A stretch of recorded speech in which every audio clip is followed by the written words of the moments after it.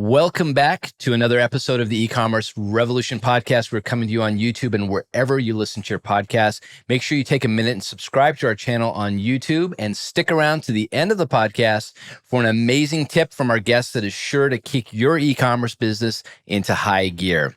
Our goal for each and every one of these episodes is to educate and entertain you on all things e-commerce. My name is Ramin, and it's great to have everybody back here again today. Before we get things started, we have a special twist on our opening music. Instead of playing our usual track, our guest is supplying us with an amazing track that he put together, and I'm a huge fan of his music. We'll get more into that part of it later, so let's roll the music.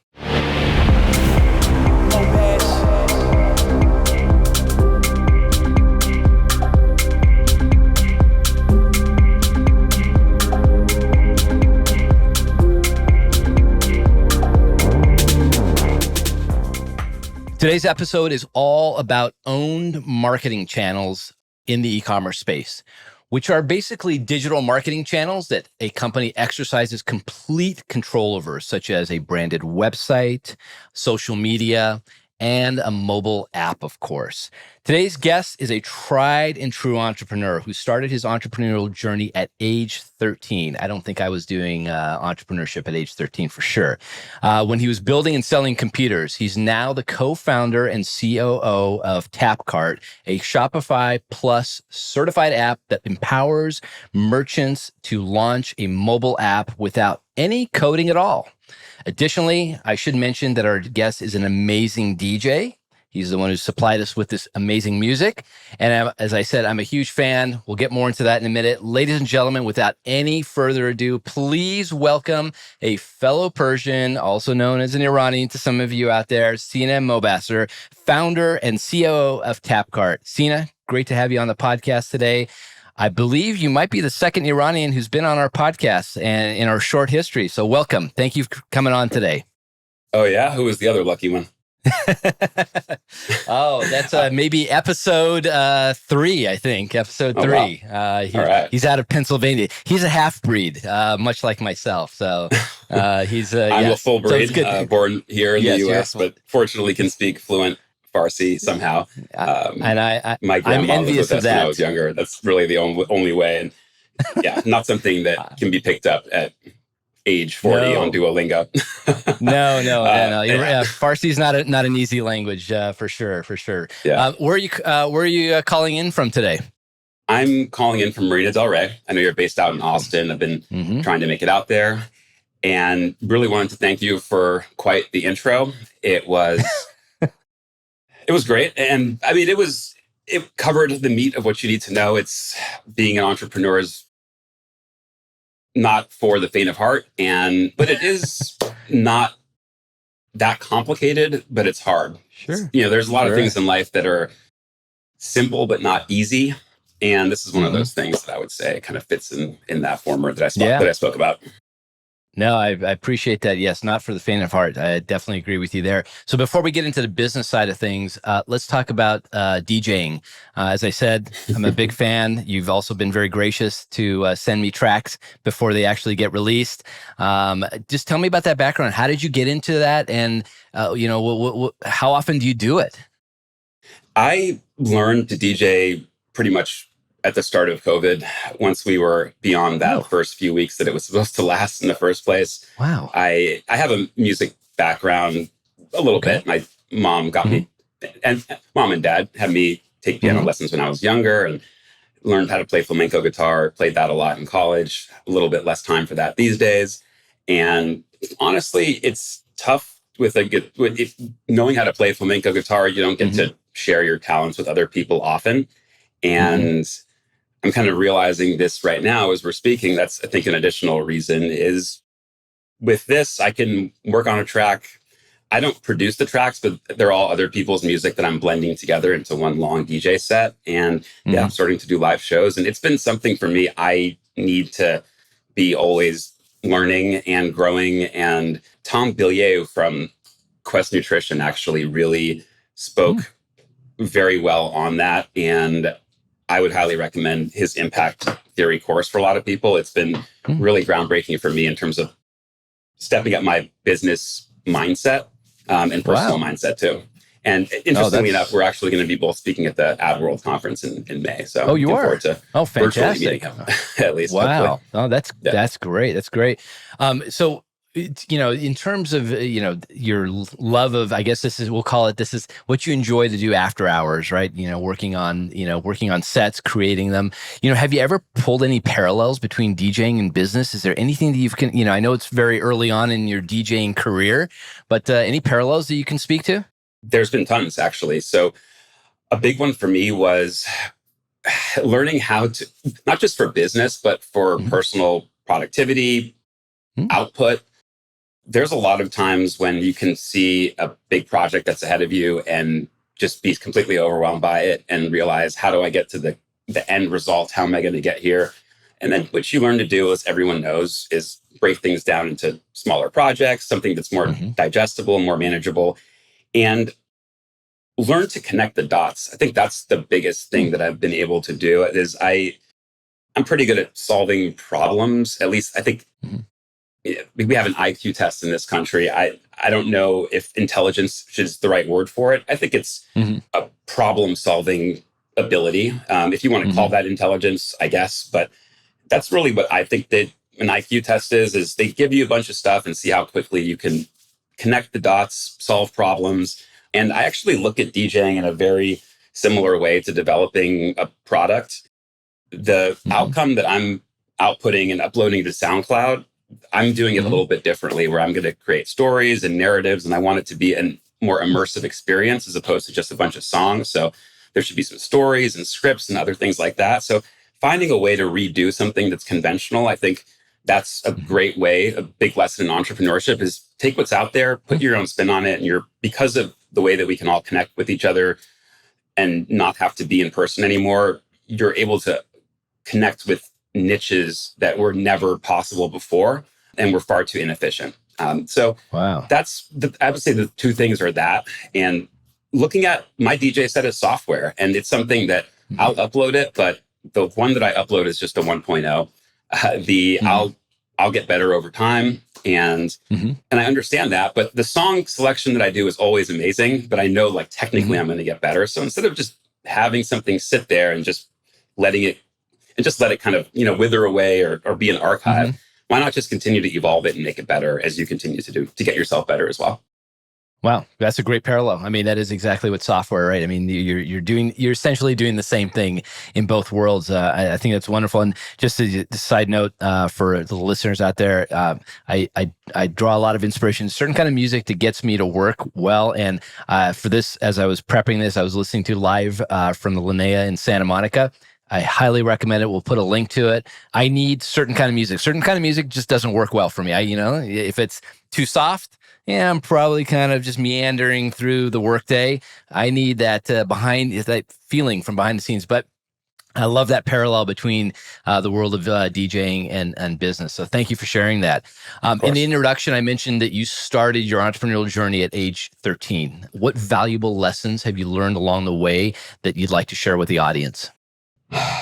The most valuable lesson to me that I can come up with is something that I believe it was Stephen Pressfield said in The War of Art, which is an amazing book on what he calls resistance. And the takeaway that I had from it is the more scared you are of something and the more fearful you are, and the more it just makes you you get butterflies and you're just scared and afraid and not sure of the outcome. The more of that you feel, the more it is you have to go do that. And that's what the book says. You should treat what you do as a profession. And he's a writer, and there's days that he doesn't feel inspired, but he just treats it as his profession. And he goes in and he makes sure he just puts in the work, puts in the time, gets the output going that he needs. And he knows that consistently, if he puts in the time and has that mindset and isn't afraid and dives into it, that whether it's one page one day that's written or 100 pages one day, like over time, he'll be successful. And yeah, I've failed at a bunch of things before, just like every entrepreneur has. But as they all say, of course, I was talking about all this cliche stuff and now I'm saying something cliche, but You are where you are right now. And I think the big lesson is just, you're going to be scared of stuff. That's a good sign, actually. Yeah, that's well put, and you're right. Treating it like a profession, I love that, because there will be those days where you just you don't want to do it. You're not feeling it, but to come in there and put in even just a little bit of effort to move you along the path is really important. A great entrepreneurial lesson. I think that's phenomenal. So thank you for sharing that. I have one more little lesson. I'm not one to just dole out advice to people, but if they're asking, or if they're listening, maybe they want to know this. To summarize, the TLDR is just to get over your feelings. And whether it's somebody saying something to you at work, or you can't believe what this person said or that person, you're not happy with your boss or whatever that is, like, everyone is afraid. Everyone has some kind of disadvantage. Everyone is getting over something. And if you're just too caught up in the fear and the uncertainty and all of that, you're just going to it's paralysis without analysis. You're just frozen. So it's best to just sit down and just start. And it sounds silly, but they say, if you want to get to 100 push-ups, just do one push-up a day, literally. Now, who's going to go and do one push-up? But that's all they want you to do, is one fucking push-up. Yeah. Because you're not going to do one push-up. So, right.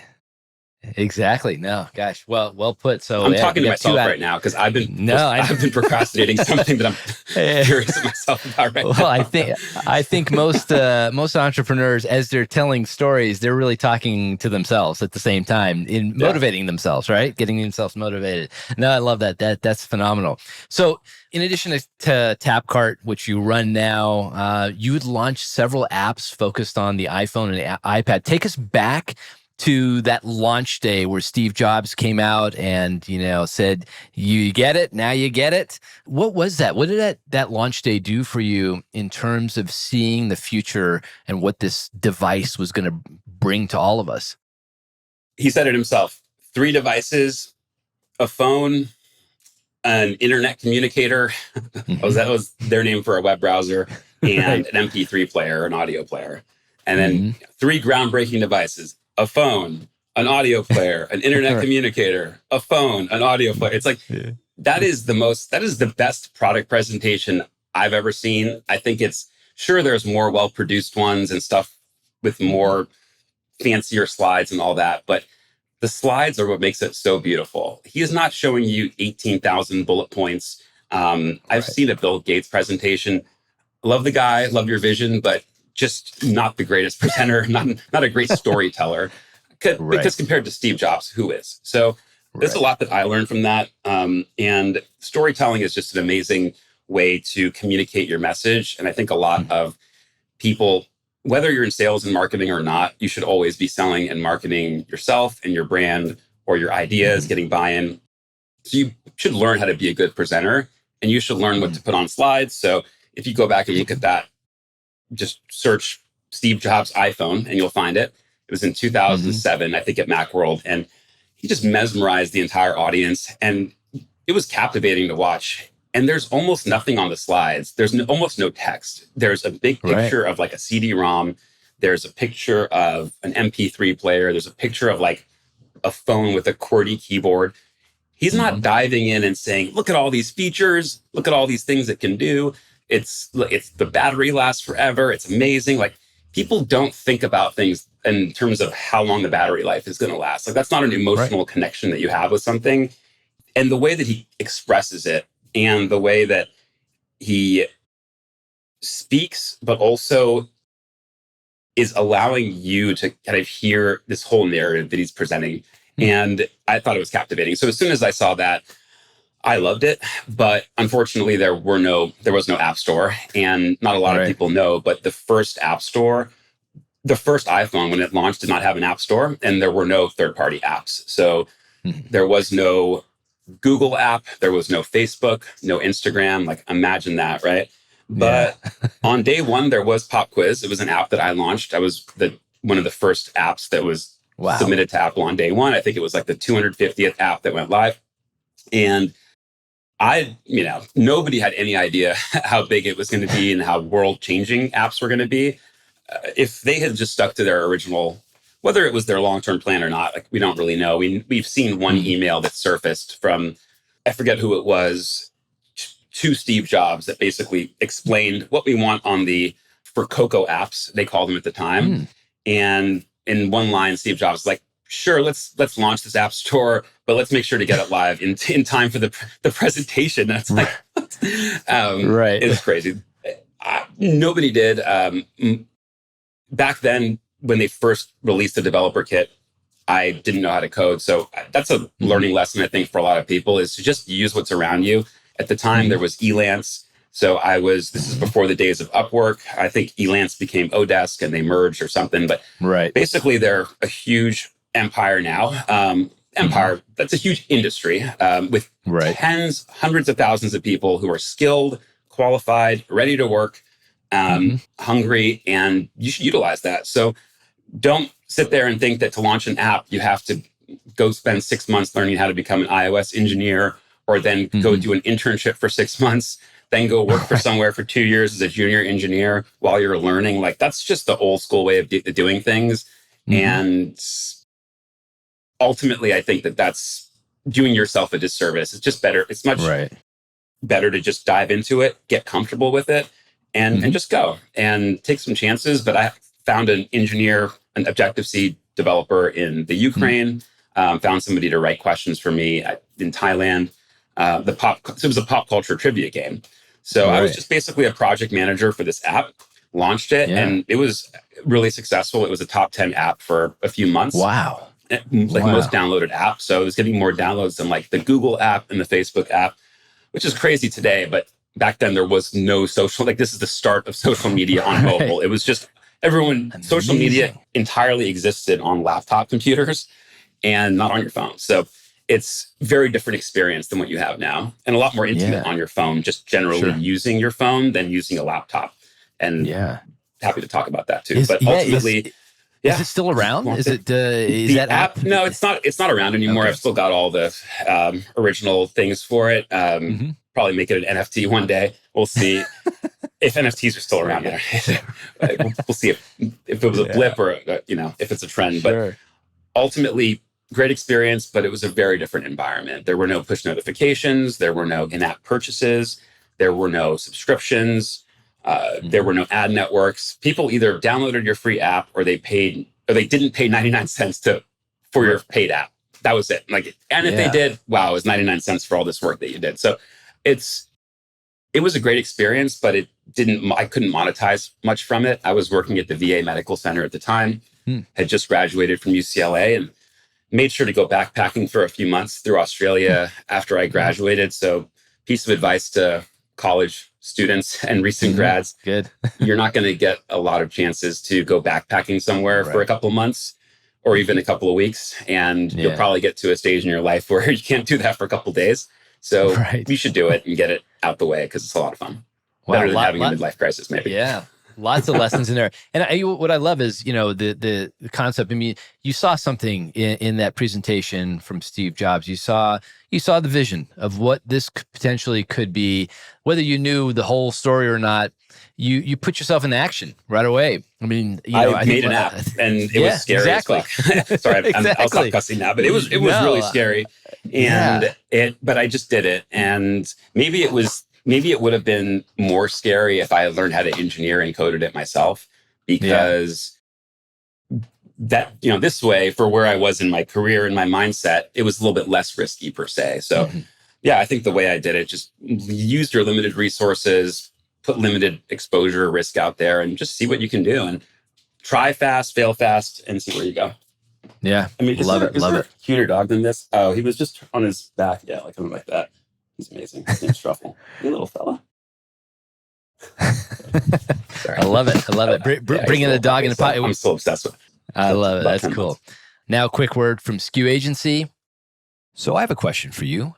Are you generating 30% or more of your revenue from email and SMS for your online store? If not, SKU Agency can help. As certified Klaviyo advisors, we have helped our clients generate millions in revenue from email and SMS. These two powerful channels are key to the success of your e-commerce business. To help you better understand the revenue you can expect from email and SMS, we are offering a limited time, complimentary 45-point audit that will break down the opportunity for you. To get your free audit, go to skuagency.com and click book a call to get started. Now back to the show. All right, so let's jump into Tapcart and the world of owned marketing. We mentioned owned marketing at the top of the show. Take a minute, if you would, and just describe Tapcart in more detail. Hopefully I gave it some give the description some justice at the top. But, explain to merchants out there, what is it? Why do they need it? And ultimately, what is the point of Tapcart? Why a mobile app? I think a lot of merchants think that, and they think, it's faster. It's going to convert better. I use Instagram. It's fast. Everyone uses Instagram at this point. Instagram has a fully functional mobile website. You can go to Safari or Chrome and go to Instagram.com. It has most of the features the app does, and it's a pretty good progressive web app. But in the end, it is that, and virtually no one uses it on their phone because there is a really great app. So that's what you initially think about is it's fast, it converts better, it's seamless, all those animations and transitions. It's a better shopping experience. And yeah, there is some truth to that. It kind of helps you create like a flow-like state, very seamless. It will convert better. But that's not the biggest benefit. To me, the biggest benefit is that it lets you grow an own marketing channel of push notification subscribers. That's the biggest benefit. And everything else to me is a distant second, because that's the one thing that every brand needs is a way and a community. Ultimately, it's a way to connect with your customers and engage them in the most optimal way possible. And we strongly encourage every brand to grow their own marketing channel subscriber base as much as possible. You might ask, what is own marketing? What's an own marketing channel? Klaviyo really put this on the map about 5 years ago, and we've ran with it as well. We started the company just about 5 years ago, actually April of 2017. So just a couple guys in a WeWork, and it's been awesome. Now we're at 120 something people, and it's going to be great. We're all going to get together at Universal Studios on Friday. So that's coming awesome. in from all around the country, and we'll go hang out there and break some bread. But yeah, going back to it, it's really ultimately that. So Klaviyo has been bringing up own marketing for over 5 years now. We latched onto it as soon as we launched because we were very aligned. Own marketing means any channel where you have subscribers, but not necessarily followers. So you think of, where do I have followers? I have followers on Instagram. What does that mean? Who owns that audience? Well, in Instagram, Facebook monetizes the audience, so they own the audience. You and I are all the subscribers. Every business is and it's funny because a lot of people create content that they put on Instagram exclusively. And yeah, they generate some ancillary benefits of that, the brand, because it gets seen by 1% of their reach organically. But you're actually creating content that Facebook directly monetizes off of. And it's kind of just a fun way to look at things. You want to take as much ownership as possible end to end of your sales and marketing channel and not rely on these tech giants that ultimately are for-profit companies. They've got a duty to their shareholders to maximize their profits. And their profits are just going to continue to maximize and grow astronomically, whether you're an ad buyer or not. So ad prices have gone up 2x in the last 12 months from everything that has been indicated to us. And what's to say that it's not going to continue to do so? So with the mobile app, you can provide a great experience. It's more on brand. It creates a lot of trust. But more importantly, you're going to get, first of all, your best customers to download the app first. There's always, there's like 4 or 5 brands that I love most that whatever they say, I'm just going to that's exciting. I'm going to do it. We have a pop-up come in. We got an app. I'm going to download it. I'm going to opt in. So that's who's going to download your app first. But there's a lot of ways to capture shoppers that we're going to be introducing this year, such as creating a QR code that pops up on your website that you can then just scan the QR code and it can pop up a streaming native app, full app that you can actually use immediately without having to use it, without having to go to the App Store, log into Apple, install the app, install it permanently on your phone just to use it once. That's kind of a crazy concept if you think about it. It's just so much friction that is there. Because initially they didn't think that people were going to be down. I didn't think that they thought through the adoption this much. And they thought it was just going to be an app for special use cases, not an app to go pay for your parking meter or something. So now that we have streaming apps, and you're going to start to see them, I think, really blow up this year. Mm-hmm. It's great for discovery. You have location-based app clips where if you're in a certain location, I'm starting to see a lot of app clips pop up there. So whole new way to use apps. And it's great for discovery. It's a great way to connect with your customers and grow that own marketing channel of push notification subscribers right alongside email and SMS. We strongly encourage all of those. They should all be part of your stack. They all may have their limitations, but email and push is really the best way to scale. Nice. So tell me, when I first met you, we had a conversation and you were sharing, the details on Tapcart. And what I found fascinating was brands that were doing it really, really well. So they spun up an app and then they were pushing specific products out to the app and making them exclusively available on the app. And I thought that was a very simple yet genius way to get people to start adopting and using their app instead of buying it, through desktop. How are you seeing a lot of that happening still? Brands really just, this is only for the mobile app. These products are only for the mobile app. Is that still a thing? We've actually seen it month over month. It's increasing. We're seeing it now more than ever because it's a great way to get people to download your app in the first place. Mm-hmm. Because of the friction, we often encourage you to offer a specific reason to download the app, whether it's download our app and save 20% on your first order. Very simple, but very effective. It works for email. It works for SMS. That's all standard. Or you can offer app exclusive content and products. We'll start with the content. Your Super did this really well. They sell superfood powders. They're this amazing couple who recovered from a health scare and built this out of necessity for themselves.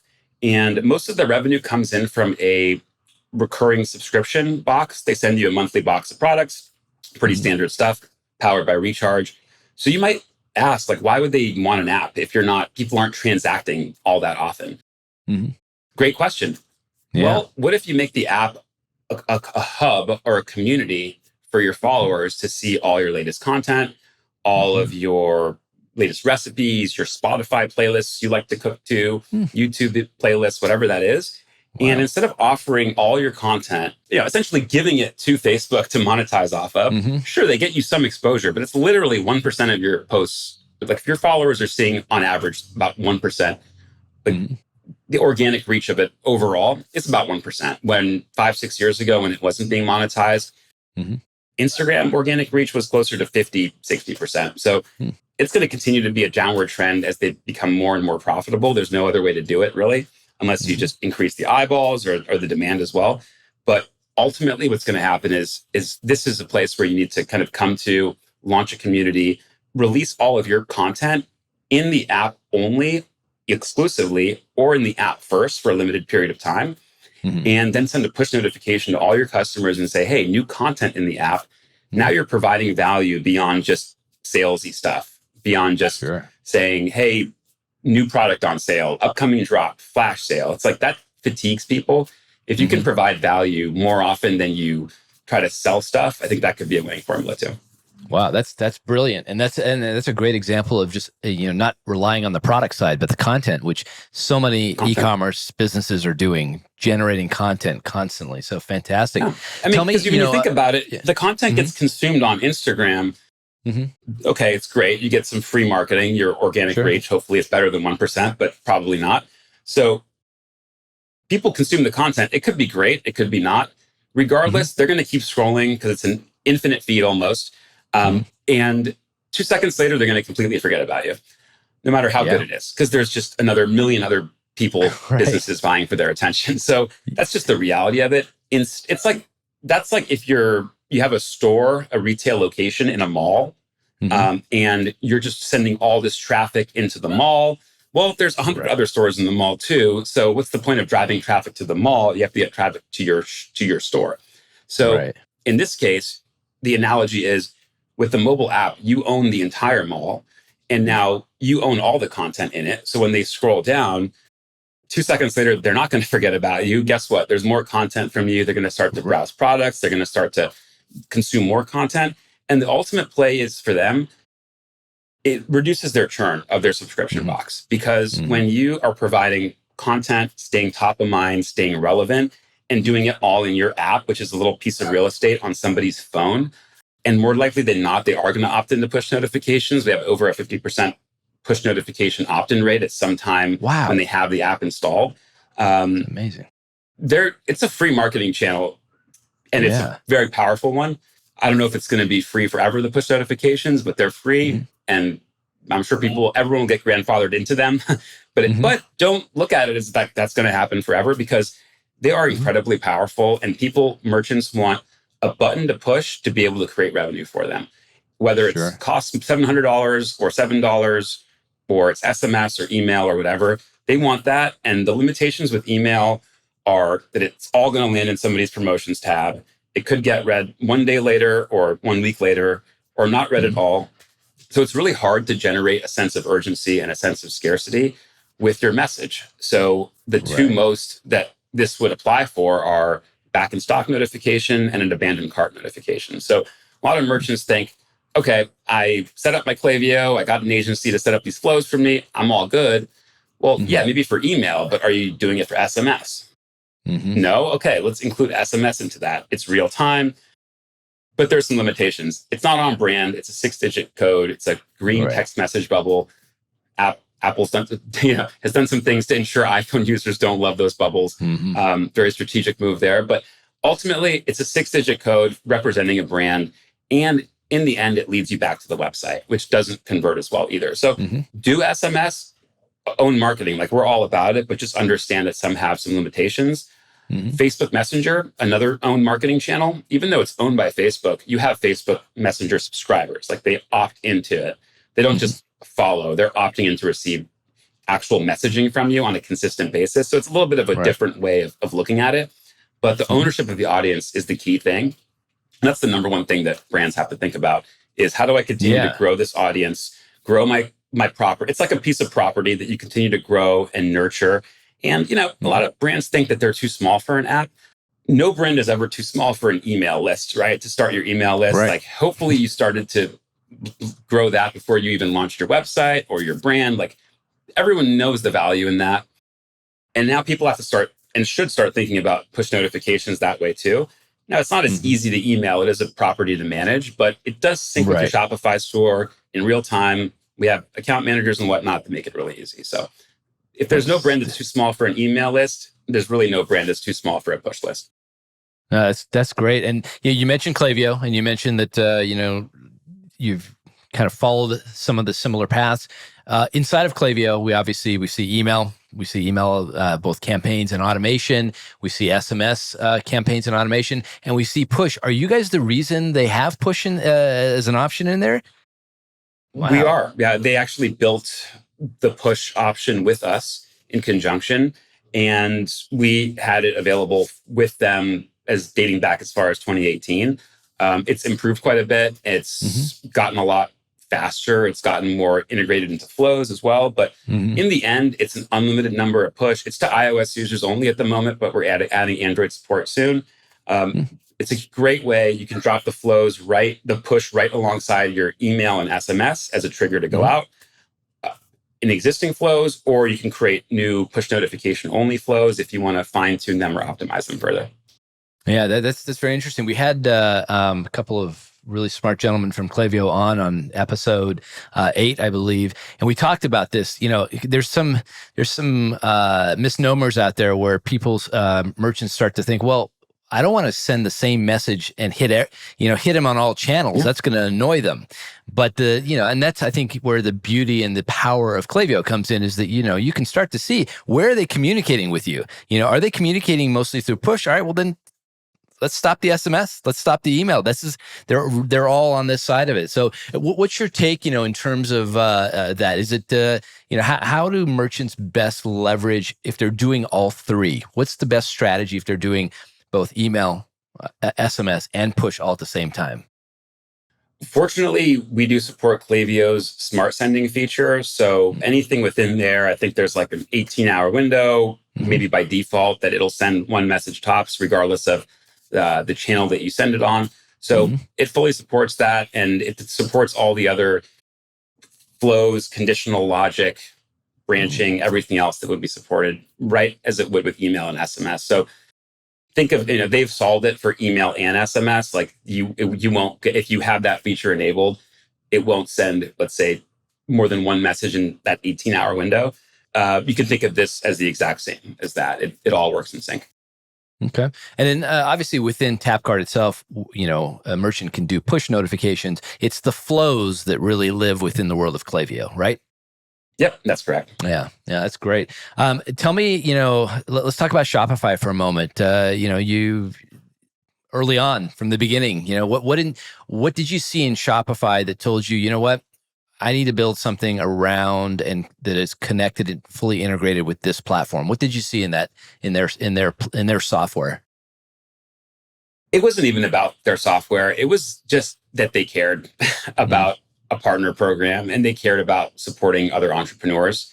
That was what stood out to me. And to this day, there's other platforms that you can apply or submit an application, but you can't even get someone on the phone, even to this day, despite all of Shopify's success. So it kind of is strange to me that I sometimes wish Shopify had more competition. In the same way, I think I wish Tapcart had more competition. I think competition is really healthy and it helps companies get the best and leaders get the best out of their teams. But there hasn't been. I think ultimately that makes it on Shopify and on Tapcart to just continue to push the envelope. But back then, they only had 125,000 merchants. So fast forward, 5 years now, they've got over 2 million merchants. And Amazing. Part of it is, yes, being a crystal ball and being the oracle and saying, oh, I had this vision. And some of it is luck.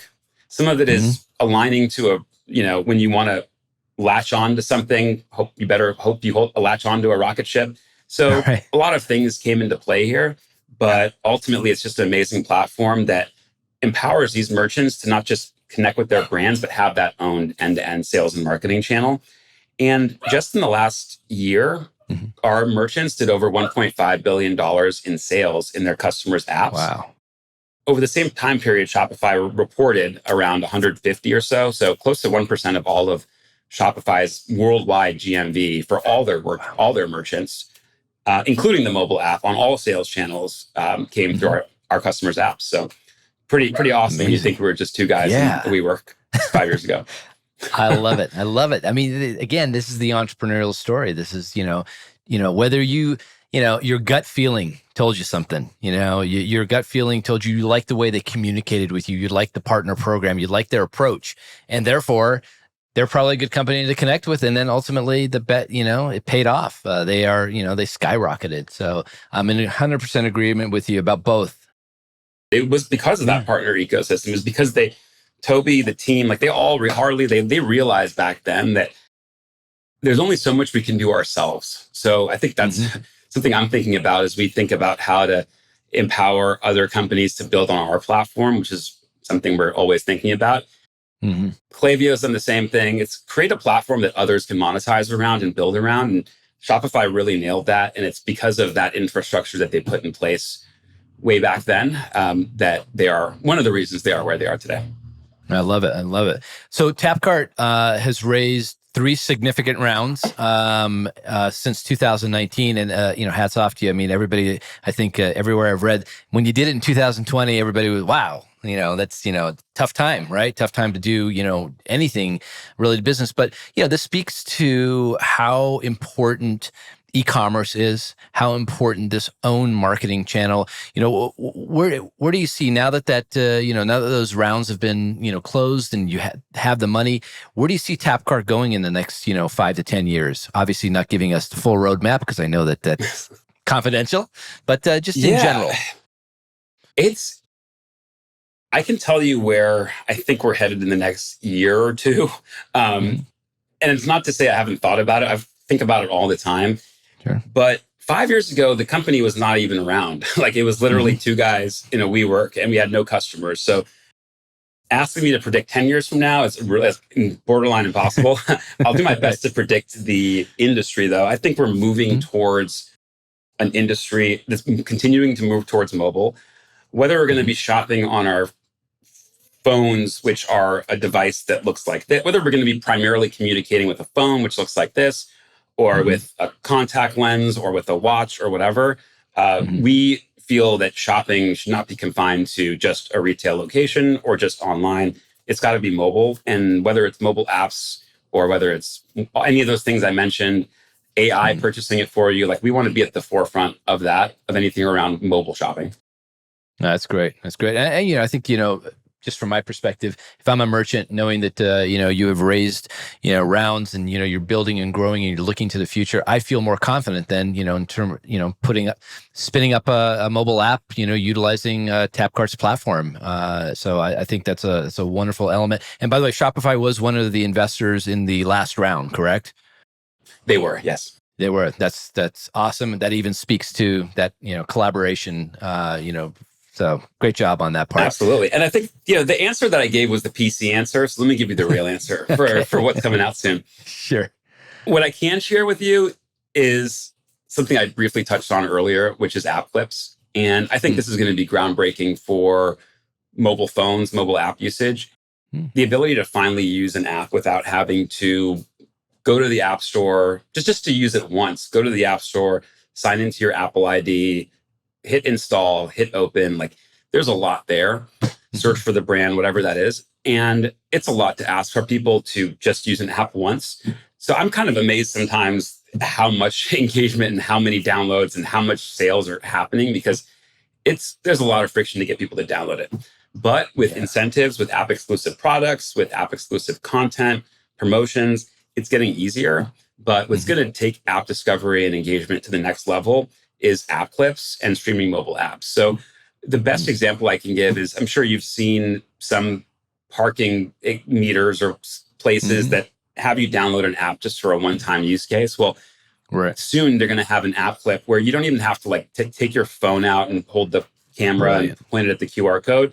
You just hold your phone up to the meter, it pops up an app clip, and you just press buy with Apple Pay and it's done. Wow. But what it's doing is actually streaming a part of a native app. And that's the beauty of it is we can pop them up based on an NFC, based on location. If you have the Yelp app, as you're starting to go through restaurants, I actually have what's called a spotlight widget on my phone. And what it does is it just displays like Siri app suggestions. So you'll start to see more and more of this is up at the top. It'll suggest certain apps to me. And then it'll say based on a location, this thing is around you, loaded up with the app clip powered by Yelp, for example. So what's great is that retail location, we can pop up app clips based on NFC tags. So hold your phone up to something or someone texts you something. If there's that URL links to an app clip, they can just tap on that and it opens the full app clip, which is a native app, but a slice of the app. Meant to be an experience, it just loads that right away. You can purchase from it, but it's a streamlined experience. So that's going to be the huge thing that we're going to be releasing very soon. I feel like that's a bit of a game changer, just in general in this concept because, our phones are getting overloaded with apps too on top of it, right? We're, we've got literally an app for everything. But to be able to still have that experience in a, abbreviated way, if you will, I think that's amazing. And so thank you for sharing the non-PC version of what's coming out. I love it. I love it. Just in general, if I'm a merchant and I come to Tapcart and I'm ready, I've got a Shopify store.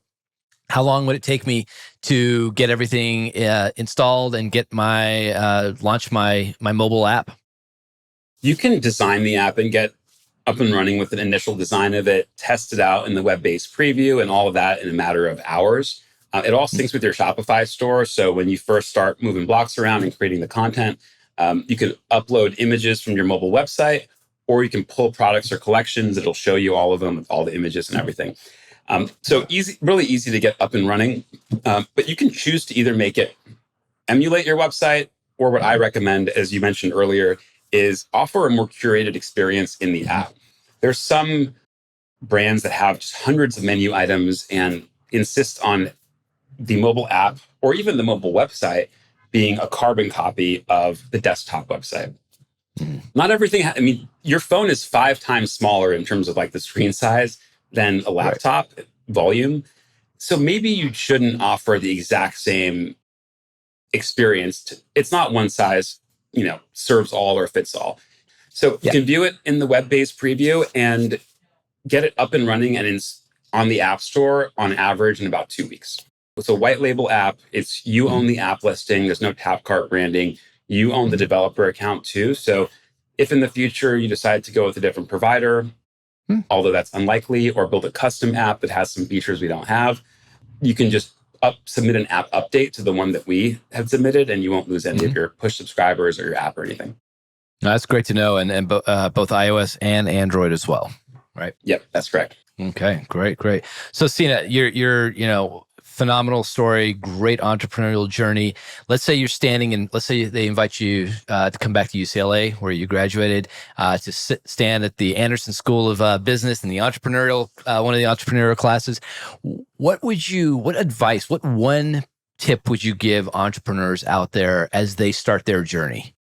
It's funny you mentioned Anderson, because Anderson, I applied to business school there, and they didn't they didn't accept my application, even though I went to school there undergrad. So how dare they? Shout out, Mr. Anderson. It was the best thing that ever happened to me, because I decided to start my previous startup, TestMax, instead, and it was the first test prep courses for the iPhone and iPad, and company's still around and doing well, still a stakeholder.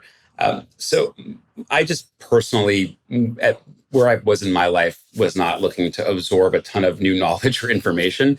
But I did choose sociology. I think I'm very into partnerships and how things connect with each other. So I think it was pretty telling that I chose that. But I didn't learn a ton from it that I would say applied to business. But I think that what did apply is just building websites when I was 13, building computers, seeing what people wanted, seeing how you can acquire skills that you can then make available to others as part of something that's bigger than yourself. I think that's something that I'm always seeking to do, is just continue to acquire skills and help others. And if you can dedicate yourself to the service of others, interestingly enough, like, you'll be more successful than you could ever imagine. Wow, that's phenomenal. And a very important lesson to learn, because it's so easy to get wrapped up in your own world, do your own thing. And it's important to take yourself out of your own way and do something for others out there. I love that. One of the best answers we've had so far. So let's just jump into some real quick rapid fire questions to wrap up the podcast, just to get to know you a little bit better. Tell me what gets you excited to wake up and tackle the day each and every day. Empowering merchants. And that's not just a cliche answer, but we're very pro merchant. I think other companies, maybe Amazon, are not so business friendly because they're so consumer friendly. So we want to be as merchant friendly, as business friendly, as creativity friendly as possible. Love it. That's great. What's your drink of choice in the morning? Spindrift. Whoa. Just go straight to it. Party in the mouth. Oh, wow. I love it. Nobody said that one. That's it. I'll have a sip of water first to prepare my stomach, but that's great. Oh my gosh, that's fantastic. It's usually we hear black coffee. That's it, black coffee, nothing else. Very cool. I don't drink coffee much anymore. No, that's good. Well, all right, nice. So besides the job you're doing today at Tapcart, what else would you do if you weren't doing that? I would be a DJ, which I will be. I think over time, in the end, I think I'll be better known for that than anything else. Wow. I like that. That's looking 5-10 years into the future. Fantastic. So you obviously have a mobile phone. We know that. What SaaS software outside of Tapcart or anything else that you're affiliated with, do you can't live without? What SaaS software can I not live without? Yeah, or mobile app.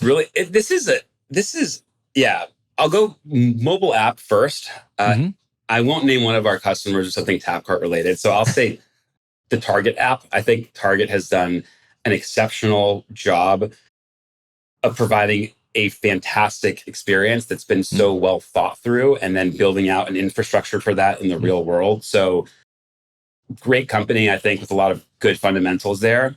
It's a great counter to Amazon, I would say. So my personal thing is, a lot of the stuff you buy on Amazon, you could probably just get it from Target instead. And you're getting it from one consistent company that's reputable and stands by it. With Amazon, it's just a total shit show. And you can get, they stand by it, but it's literally a shit show. It's a wild, wild west. And there's a reason that brands don't grow and thrive on Amazon. It's because as soon as you do, there's going to be 100 copycats. Amazon will funnel the traffic to the copycats, even if they're searching for you.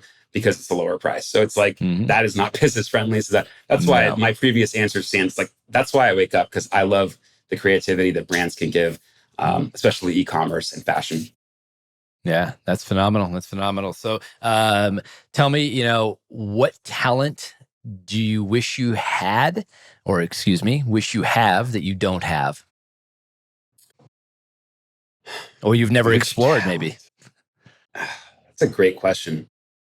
Probably drawing. I wish I could draw better. It's one of those things that other things, if it involves like a computer or something to learn, I can find a way to make it formulaic, whether it's a DJ set or whatever, formulaic and repeatable, and figure out how software can help me do stuff that maybe DJs only previously could do. Because in the end, everything is just kind of math, I think. So figuring out the numbers behind it. That's awesome. Yeah, me too. I'm probably good at stick figures, and that's about it. My kids, I think, do a better job than I do. So you actually answered the last question. I assume, because you said you can't live without, the Target app came up in terms, it is your favorite online store, or is there another store out there that you just really love to buy product from? I love purchasing. Let's see. I mean, obviously, I have some of my favorite brands that are Shopify brands. Cuts Clothing, I buy stuff from a lot. Legends, nice. A lot of Shopify brands out there. Those two don't have a mobile app, so you guys should probably think about it. Yeah, I would say those two. But it's what really gets me the most interested from like a product perspective is like some of the toughest problems to solve, which are how do you get an entire grocery experience inside of an app? How do you those are the things that I just step back and it's like the stuff that we're doing is hard, but that's the stuff that like Spotify, that app is so innovative, and a lot of the things that we see first came from Spotify. So, and they're continuing to do it, even though they have a $3 trillion competitor, and they're just a way better app still. I love stories like that. Yeah, no, that's phenomenal. That's phenomenal. Well, thank you for answering all those questions. We are wrapping this up. I appreciate you taking the time. It's been, seriously, a pleasure. Love learning about your journey. Hope doing I didn't the bore research. you guys to death. Not at all. I think this is phenomenal. Obviously, big fan of the software and where you guys are taking this. I love it. Maybe just take a moment and throw out some website addresses where people can find Tapcart. Maybe where they can find you on SoundCloud as well. That would be great. We'll obviously put these in the show notes. Sure. Check us out, tapcart.com. My DJ name is Mobass. You can check me out, soundcloud.com/Mobass, Mobass. First 6 letters of my last name, but also a pretty funky and cool name as well. So I wish I could say I came up with it. I didn't, but I don't think my parents came up with it either, so I'm not going to give them credit. I love it. That's awesome. Well, thank you very much for taking the time to do this today. I know you've got a lot going on in your world, and it's always love talking to you. And I will see you on Slack. And when this is finished, we will send you a link to drop it wherever you'd like to drop it, and we'll be promoting because the topics are essential, I think, to entrepreneurs out there, and especially e-commerce entrepreneurs. So thank you again, Sina.